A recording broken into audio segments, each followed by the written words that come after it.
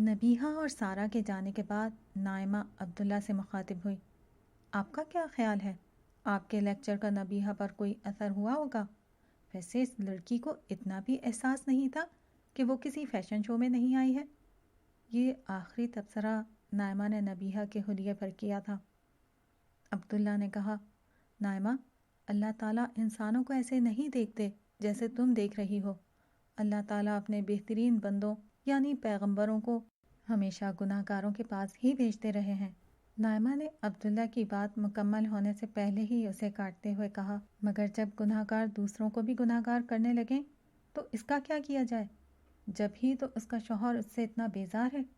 وہ تو مجھے آپ کی طبیعت کا اندازہ ہے، یہ بھی جانتی ہوں کہ آپ ہر وقت باوضو رہتے ہیں، ورنہ یہ لڑکی تو سراپا فساد ہے۔ سارہ نے تفصیل سے مجھے اس کی عادات کے بارے میں بتا دیا تھا۔ عبداللہ نے صوفے پر بیٹھتے ہوئے کہا، بیٹھو اور میری بات سنو۔ دیکھو، نفرت انسانوں سے نہیں شیطان سے ہونی چاہیے۔ یہ لڑکی بری طرح شیطان کے اثر میں ہے۔ اس کی وجہ یقیناً اس کی اپنی کمزوریاں ہیں۔ شیطان ہر شخص پر قابو نہیں پا سکتا، صرف ان پر مسلط ہوتا ہے جو اپنی کمزوریوں کی بنا پر اسے موقع دیتے ہیں۔ مگر میرا تمہارا کام ایسے لوگوں سے نفرت کرنا نہیں، بلکہ محبت سے ان کو صحیح بات کی طرف بلانا ہے۔ لوگ اگر نہیں سنیں گے تو یہ ان کا فیصلہ ہوگا، ہمیں اپنا کام کرتے رہنا ہے۔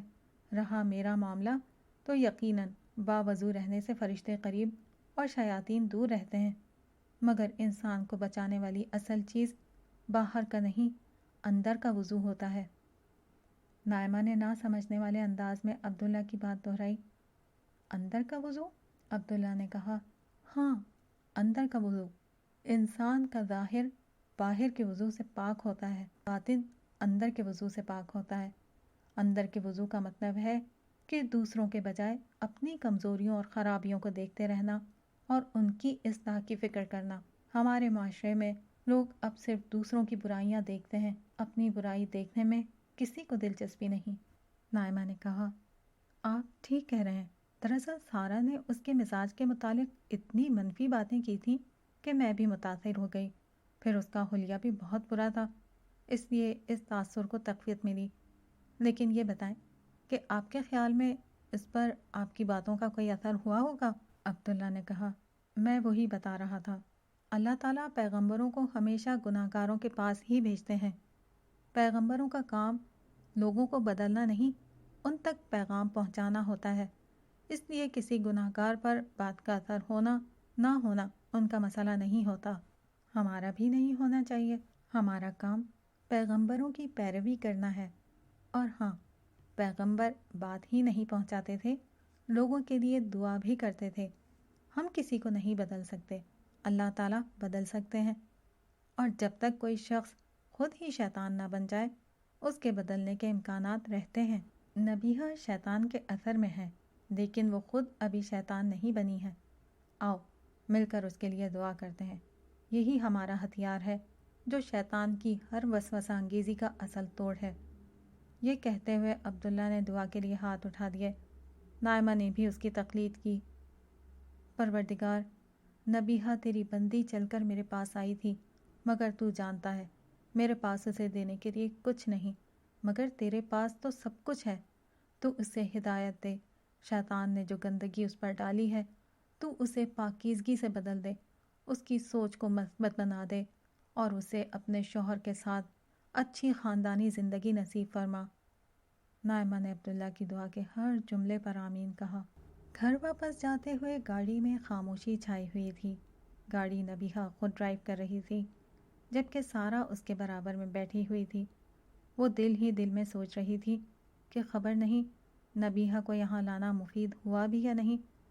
وہ اس کے سرکش مزاج اور اڑیل طبیعت سے واقف تھی۔ پھر اس نے یہ سوچ کر دل کو تسلی دی کہ کم از کم اس نے اپنا فرض تو پورا کر دیا، لیکن اس کے دل میں خواہش تھی کہ وہ نبیہہ کا رد عمل دریافت کرے۔ آخر وہ خاموش نہ رہ سکی۔ کیسی رہی عبداللہ بھائی سے ملاقات؟ نبیہہ نے کہا، یہ بہت اعلیٰ انسان ہے، میں نے زندگی میں ایسا انسان نہیں دیکھا۔ سارہ نے کہا، بے شک وہ بہت اعلیٰ انسان ہیں، لیکن میں ان کے متعلق نہیں، ان کی باتوں کے متعلق پوچھ رہی ہوں۔ ان کی کچھ بات سمجھ میں آئی؟ نبیہہ نے کہا، ان کی باتیں بھی اچھی تھیں، مگر میں ان کی شخصیت سے بہت متاثر ہوئی ہوں۔ سارا کو حیرت ہو رہی تھی کہ اتنی سی دیر میں ان کی شخصیت سے وہ کیسے متاثر ہوئی۔ نبیہہ نے صاف دلی کے ساتھ اپنا تجربہ بیان کیا۔ جب میں پہلی دفعہ ملی تھی تو بالکل بھی متاثر نہیں ہوئی تھی، بس ایک ایوریج سے شخص لگے تھے، البتہ اب بہت متاثر ہوں۔ سارا نے کہا، ہاں، نائمہ باجی کی شخصیت بہت خوبصورت ہے، سنا ہے نوجوانی میں تو وہ بہت حسین تھیں۔ نبیہہ نے اس کی بات سنی انسنی کرتے ہوئے کہا، میں انسانوں کو پرکھنا جانتی ہوں، صرف خالد کو پرکھنے میں غلطی ہو گئی۔ اس نے اظہار محبت ہی اتنی دیوانگی سے کیا تھا، میں بھی جذبات میں آ گئی۔ انسان جذبات میں آ جائے تو عقل کہاں کام کرتی ہے۔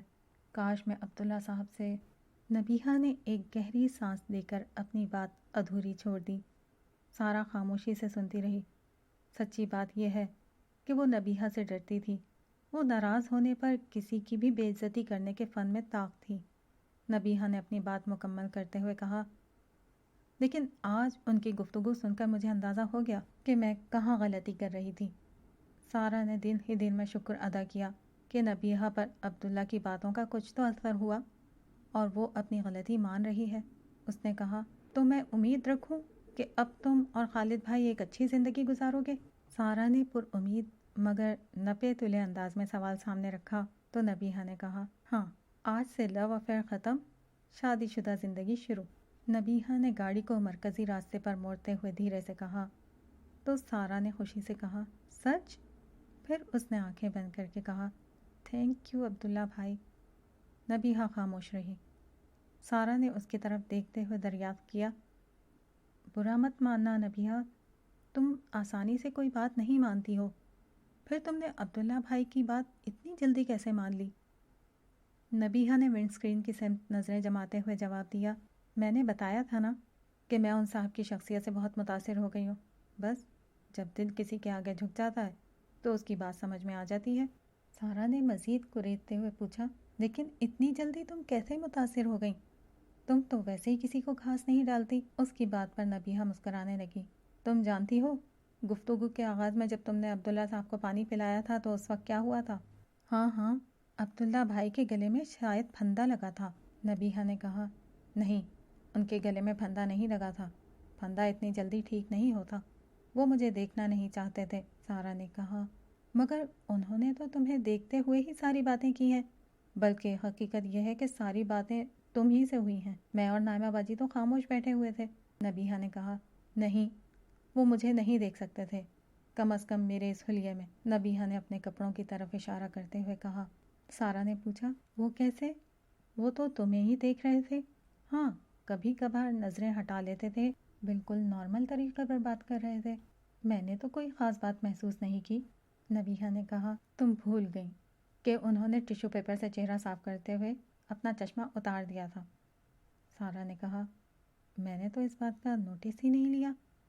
نبیہہ نے کہا، ہاں، اس لیے کہ تمہارا دھیان ان کے کھانسنے کی طرف چلا گیا تھا، وہ چشمے سے دھیان ہٹانے کے لیے ہی کھانسے تھے تاکہ تم اور میں اس بات کو محسوس نہ کر لیں، مگر میں نے اس بات کو محسوس کر لیا تھا۔ پھر چلتے وقت میں نے ان کا چشمہ اٹھا کر اسے غور سے دیکھا تھا، اس کا نمبر زیادہ تھا۔ اس نمبر کو پہننے والے اس کے بغیر چیزیں بالکل دھندلی دیکھتے ہیں۔ بچپن میں میرے ٹیچر کا چشمہ بھی ایسا ہی تھا، ہم ان کا چشمہ چھپا دیتے تھے اور وہ اسے نہیں ڈھونڈ پاتے تھے۔ یہ کہتے ہوئے نبیہہ کے چہرے پر شریر مسکراہٹ آ گئی۔ وہ دوبارہ بولی، عبداللہ صاحب چاہتے تو مجھے شرمندہ کر سکتے تھے۔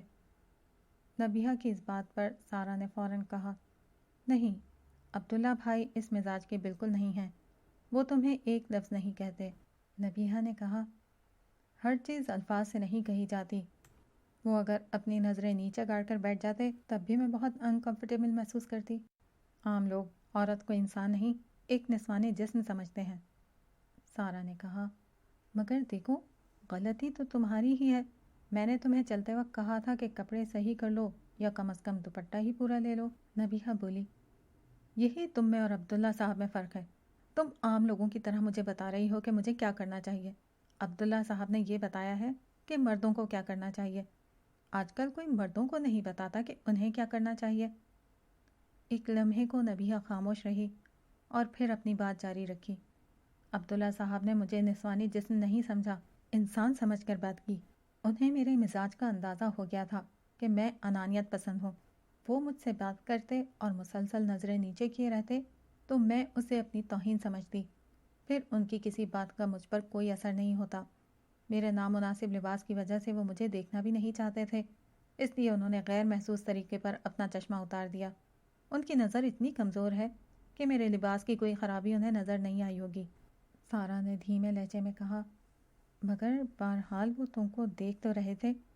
نبیہہ نے کہا، تم بھی عورت ہو سارا، میری طرح تم بھی جانتی ہو مسئلہ مردوں کا عورتوں کو دیکھنا نہیں ہوتا، ان کا زاویہ نظر ہوتا ہے، ٹٹولنے والا، ایکس رے کرنے والا، نشیب و فراز کا جائزہ لینے والا، گھورتے رہنے والا۔ جس مرد کا یہ زاویہ نظر ہو، کوئی برقع والی اور چادر والی عورت بھی ہو، اس سے محفوظ نہیں ہوتی۔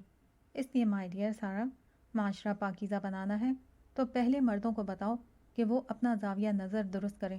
سارا نے کہا، ارے ہاں، یہی بات ایک دفعہ عبداللہ بھائی نے قرآن مجید سے ہمیں بتائی تھی کہ پردے کے احکام میں اللہ تعالیٰ نے عورتوں سے پہلے مردوں کو مخاطب کر کے ان کو کچھ احکام دیے ہیں۔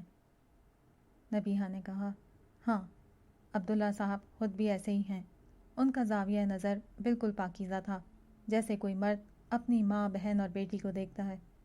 میں نے ان کو ایک اعلیٰ اور پاکیزہ انسان پایا، اس لیے ان کی بات میرے دل میں گھر کر گئی۔ ان کے کہنے پر میں اپنے گھر لوٹ جاؤں گی۔ سارا یہ سن کر خوشی سے بے حال ہو گئی۔ اس نے فوراً کہا، کیا تم عبداللہ بھائی کی کچھ کتابیں پڑھنا چاہو گی؟ نبیہہ نے ہنستے ہوئے کہا، تم مجھے اپنی طرح مذہبی انسان بنانا چاہتی ہو؟ میں کبھی ایسے نہیں بنوں گی۔ اس نے اتنے خوشگوار موڈ میں سارا سے کم ہی بات کی ہوگی۔ سارا نے کہا، نہیں، میں تمہیں عبداللہ بھائی اور نائمہ باجی کی طرح اعلیٰ اور پاکیزہ انسان دیکھنا چاہتی ہوں۔ نبیہہ نے اس کے ہاتھ پر ہاتھ رکھتے ہوئے کہا، ٹھیک ہے، پھر دے دینا، میں پڑھ لوں گی۔ محترم زاریوس، اس بدبخت عبداللہ پر ہمارے حملے ناکام ہو گئے ہیں۔ یہ کہتے ہوئے منایوس کے لہجے میں شدید غصہ تھا۔ اس سے قبل سوگویال زاریوس کو بتا چکا تھا کہ وہ بھی عبداللہ کے گھر کے اندر سے اس پر نقب لگانے میں ناکام رہا ہے۔ اس کی بیوی نائمہ اس کے لیے مسائل پیدا کرنے کے بجائے زیادہ مضبوطی سے اس کے ساتھ کھڑی ہو چکی ہے۔ زاریوس نے ان دونوں کی بات پر اپنا سردار کا ذکر چھیڑتے ہوئے کہا، میرے دل میں اپنے سردار کا مقام اور بڑھ گیا ہے۔ وہ واقعی ہم میں سب سے بڑھ کر خدا اور انسانوں سے واقف ہے۔ اس نے یہ بات پہلے ہی بتا دی تھی کہ عبداللہ پر اس طرح کے حملے مؤثر نہیں ہوں گے۔ منایوس نے کہا، مگر کیوں؟ اس کمینے میں ایسی کیا خصوصیت ہے؟ میں نے تو نہ جانے کتنے لوگوں کو چٹکی بجاتے ہوئے اس طرح بہکایا ہے۔ اس کا غضب دیکھنے سے تعلق رکھتا تھا۔ سوگویال نے بھی بے بسی کا اظہار کیا، یہی معاملہ میرا ہے۔ میں نے بڑے بڑے لوگوں کو ان کے گھر میں رسوا کروا دیا ہے۔ عبداللہ نہ صحیح، اس کی بیوی کو تو کمزور کرنا مشکل نہ تھا، مگر وہ بھی ڈٹی رہی۔ ایسا کیوں ہوا؟ تو زاریوس نے ان کو سمجھاتے ہوئے کہا، ہمارا مقابلہ کوئی انسان نہیں کر سکتا۔ ہم کسی کے بھی پیچھے لگ جائیں تو اس کو برباد کر کے دم لیتے ہیں، مگر ہمارا داؤ صرف ان لوگوں کے معاملے میں چلتا ہے جو ہم سے غافل ہو جائیں یا پھر اپنی نیکی کے زوم میں مبتلا ہو جائیں۔ وہ خبیث عبداللہ ایسا نہیں ہے۔ یہی نہیں، وہ بدبخت یہ بھی جانتا ہے کہ وہ ہمیں شکست نہیں دے سکتا، اس لیے وہ ہر جگہ خدا کو بیچ میں لے آتا ہے۔ اب خدا سے کوئی کیسے جیت سکتا ہے؟ آخری بات کہتے ہوئے زاریوس کے لہجے میں بھی شدید مایوسی تھی۔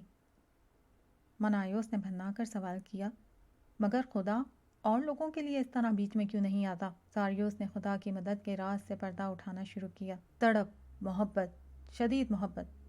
عبداللہ خدا کو زندہ و جاوید ہستی سمجھ کر اسی طرح تڑپ کر پکارتا ہے جیسے کسی انسان کو دوسرا انسان بلاتا ہے۔ باقی لوگوں کے لیے خدا ایک عقیدہ ہے، اس کے لیے ایک زندہ تجربہ ہے۔ باقی لوگوں کے لیے خدا کی یاد ایک رسم ہے، اس کے لیے خدا ایک زندہ احساس ہے۔ خدا غیب میں ہے مگر وہ واقعی زندہ ہے۔ جو شخص اس حقیقت کو پالے، خدا غیب کے پردے کے باوجود اس کی ایسے مدد کرتا ہے گویا وہ زمین پر اتر آیا ہو۔ پھر عبداللہ کو خدا سے شدید محبت ہے۔ اس نے خدا کے لیے خود کو خواہشات اور تعصبات سے اوپر اٹھا رکھا ہے۔ ایسے لوگ خدا کے لیے بہت قیمتی ہو جاتے ہیں۔ ان کے لیے خدا کچھ بھی کر سکتا ہے، کسی بھی حد پر جا سکتا ہے۔ سوگویال نے مایوسی کے ساتھ سوال کیا، تو پھر اس کا کیا کیا جا سکتا ہے؟ ساریوس نے پورے اعتماد سے کہا، نفرت محبت کا علاج ہے، شدید نفرت۔ یہ نفرت میں پیدا کروں گا، تم بے فکر رہو۔ عبداللہ ہرگز بچ نہیں سکتا، بس تم دونوں میرے ساتھ رہنا۔ اس کی بات سن کر ان دونوں کا حوصلہ بھی تازہ ہو گیا۔